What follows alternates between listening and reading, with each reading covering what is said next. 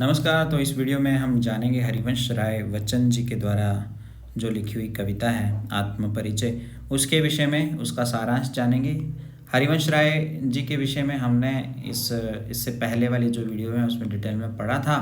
इनके द्वारा जो कविता लिखी उसको भी पढ़ा था, वो आप प्ले लिस्ट में जा कर के अच्छे से सुन सकते हो, जान सकते हो उसके बारे में।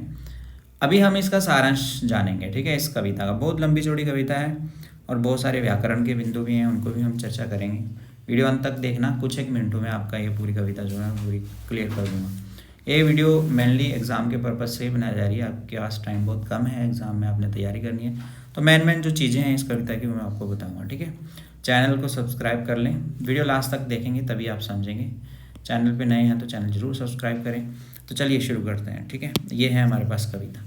मैं जग जीवन का भार लिए फिरता हूँ, फिर भी जीवन में प्यार लिए फिर। तो ये जो पंक्तियाँ हैं, इन पंक्तियों में पढ़ा हुआ है मैंने पहले ही। मैं आपको बस इसमें ये बता दूं कि कवि यहाँ ये कहता है कि उसने कभी किसी को छुआ नहीं है, उसे ना कभी किसी से प्रेम ही नहीं हुआ और उसी की याद में वो जी रहा है, ठीक है। इन पंक्तियों में मेनली मैं आपको बता दूं कि श्रृंगार रस है। कौन सा रस है? श्रृंगार रस। श्रृंगार रस है इन पंक्तियों में। और सांसों के तार, सांसों के ये दो तार है ना, सांसों के दो तार। तो इनमें आपको दिख रहा होगा कि सा और सा दो बार रिपीट हुए हैं, सा और सा, है ना, सांसों के दो तार। तो यहाँ दो बार रिपीट होने की वजह से यहाँ अनुप्रास भी हो सकता है, लेकिन सांसों के तार में रूपक अलंकार है। कौन सा अलंकार है? रूपक। ये याद रखना। सांसों के तार में कौन सा अलंकार है, ये अगर कोई पूछे आपको एग्जाम में आ जाए तो आप ये बताएंगे कि यहाँ रूपक अलंकार है। और दूसरा पद्यांश देखें, मैं स्नेह सुरा का पान किया करता हूँ। ये पूरी पंक्ति है और यहाँ स्नेह सुरा जो है इसमें रूपक अलंकार है। कौन सा अलंकार है? अरूपक। स्नेह सुरा, ठीक है। स्नेह रूपी सुरा, स्नेह सुरा, इसमें रूपक अलंकार है। तो यही मैं बताऊंगा आपको। अब पद्यांश नंबर 3 की बात करते हैं हम लोग। ये है कि मैं कुछ भाव लेकर के फिर रहा हूँ, ठीक है। इन पंक्तियों का ये मीनिंग है कि मैं कुछ भाव लेकर के फिर रहा हूँ, कुछ फीलिंग्स लेकर के फिर रहा हूँ। तो यही इन पंक्तियों का मीनिंग है। और अगर बात करें हम लोग पद्यांश नंबर इसकी 4 की, तो यहाँ अग्नि जो है, अग्नि, हृदय में अग्नि, ठीक है, इसमें रूप का अतिशयोक्ति अलंकार है। रूपक अतिशयोक्ति, ये वाला अलंकार है, रूपक अतिशयोक्ति। मतलब रूपक की अतिशयोक्ति हो गई, इसलिए रूपक अतिशयोक्ति। उसी तरह से नाव में भी, नाव में भी जो नाव है इसमें, है ना, जग भव सागर तरने को नाव बनाए, इसमें भी क्या है?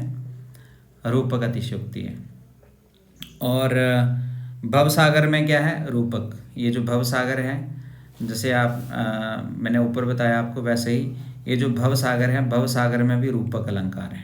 कौन सा अलंकार है? रूपक। ये आपने याद रखना है। और भव मोज में भी रूपक अनुप्रास है। ये जो अंत में लिखा ना भव मोज, इसमें रूपक भी है। और अगर बात करें अनुप्रास की, तो अनुप्रास भी आपको यहाँ इन पंक्तियों में देखने को मिलेगा। अनुप्रास अलंकार सभी पंक्तियों में है ना। और बब मोज पर मस्त, माँ और माँ यहाँ पर 2 बार आ रहा है, तो यहाँ पर आपको अनुप्रास अलंकार भी। अनुप्रास अलंकार क्या होता है? यहाँ पर एक से ज़्यादा बार वर्ण आने लग जाता है तो वो अनुप्रास अलंकार हो जाता है। तो यहाँ सुख दुख है, शब्द है ना, सुख दुख, यहाँ पर भी अनुप्रास अलंकार है सुख दुख में। इसी तरह से हम बात करते हैं 5वें पद्यांश की। तो ये 5वां पद्यांश है। उन्माद, पागलपन, अवसाद, निराशा, इसको लेकर के फिर रहे हैं। उन्माद, पागलपन, अवसाद, अवसाद दुख होता है, ठीक है। इन सब को लेकर के फिर रहे हैं कवि, घूम रहे हैं इधर उधर। तो यही इन पंक्तियों की भाव है। अब बात करते हैं हम लोग पैराग्राफ नंबर 6 की। इसमें ये कहते हैं कि सांसारिकता की जो दौड़ है वो व्यर्थ है ना। जो इस सांसारिकता की दौड़ में हम लोग लगे हुए हैं ये व्यर्थ है। ये अमिताभ बच्चन को भी इन्होंने बताना चाहिए था। अमिताभ बच्चन तो अभी इस दौड़ में चल रहे हैं। तो यहाँ लिखा है कर यत्न मिटे सब नित्य किसी ने न जाना, है ना, सत्य किसी ने न जाना। और ज्ञान बुलाना, है ना, ये ज्ञान बुलाना, सीखा ज्ञान बुलाना। यहाँ अनुप्रास अलंकार है। कौन सा अलंकार है? अनुप्रास। इन पंक्तियों में भी अनुप्रास है और इनमें भी अनुप्रास है। तो कैसे है मैंने आपको पहले ही बता दिया, एक से ज़्यादा बार वर्ण आए तो अनुप्रास अलंकार हो जाता है। अब बात करते हैं हम 7वें नंबर पैराग्राफ की। इसमें ये कहते हैं कि धनादि लोभ जो है वो नहीं है। ठीक है, मुझे जो धन वगैरह में जो लोभ है, लालच है, वो नहीं है। कहाँ का नाता, ये एक प्रश्न है यहाँ पर, कहाँ का नाता, तो यहाँ पर प्रश्नालंकार हो गया। कौन सा अलंकार हो गया? प्रश्नालंकार। कहाँ का नाता, प्रश्नालंकार हो गया। तो अनुप्रास कहाँ का जग जिस प्रतिपद, कहाँ का जग, ये जग कहाँ का, और मैं प्रतिपग से, इन सब पंक्तियों में आपको अनुप्रास अलंकार भी दिख रहा होगा। अनुप्रास भी है यहाँ पर, अनुप्रास अलंकार भी है। उसके बाद हम बात करते हैं पैराग्राफ नंबर 8 की। इसमें कवि रोकर भी प्रेम को साथ लेकर चलता है। तो कभी क्या करता है, रोता है, फिर उसको अपने साथ लेकर, अपना जो है सब कुछ साथ लेकर के चलता है। मैं निज रोदन में राग लिए फिरता हूँ, शीतल वाणी में आग लिए फिरता हूँ। उसके बाद बात करते हैं हम लोग 8वें के बाद 9वें पैराग्राफ की, कि यहाँ पर वो कह रहे हैं कि मैं रोया इसको तुम कहती हो गाना, मैं रोया इसको तुम कहती हो गाना, और मैं फूट पड़ा तुम कहते हो छंद बनाना।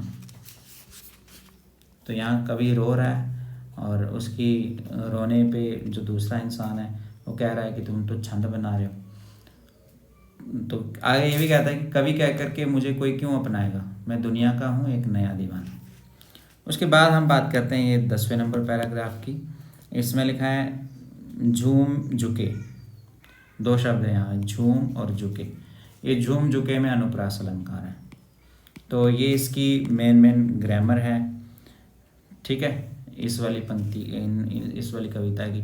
और इसके साथ में उन्होंने ये वाली एक कविता भी लिखी हुई है, दिन जल्दी जल्दी ढलता है। तो क्या है इसमें, ये भी मैं आपको बता देता हूँ। इसमें प्रेम की जो व्यग्रता है उसका चित्रण किया गया है। और सबसे पहले मैं आपको बताऊँ, यहाँ जल्दी जल्दी जो शब्द लिखा है, इसमें पुनरुक्ति प्रकाश अलंकार है। ठीक है, दिन जल्दी जल्दी ढल जाता है, मतलब टाइम का पता ही नहीं चलता कि कब इंसान बूढ़ा हो गया, पता ही नहीं चलता।